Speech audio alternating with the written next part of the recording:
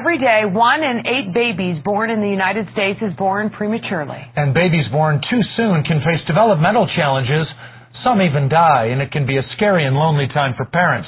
CBS 4's health specialist, Kathy Walsh, has the story of one mom who really has found a good way to help. Yeah, she's a doctor, and she's a mother who's been through it. So she's decided to offer information and assistance through the Internet. Take a turn. Riley McNeely rules in her bedroom. This 4-year-old plays a mean Candyland. Oh, just don't want to go to the chocolate. Oh. Baby sister Camden is happy to play along. They are fun-loving siblings. But when they entered this world, life wasn't so easy. Riley was born a month prematurely. For the most part, she was healthy. Camden, however, arrived at 31 weeks. She was just 3 pounds, 15 ounces.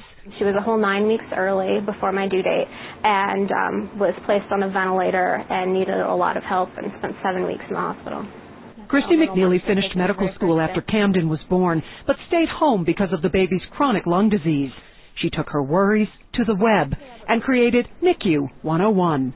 When people have a preemie, it's scary, and there are a lot of negative experiences. The website is sort of an online support group for those experiencing neonatal intensive care. You can share notes and ask questions on a number of topics.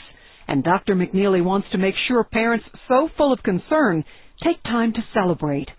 I think it's really important to try to focus on the milestones and the accomplishments that these babies do have.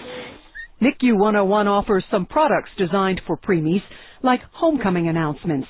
McNeely believes she has a unique perspective as both a parent and a physician. Mainly, she wants others to know they are not alone.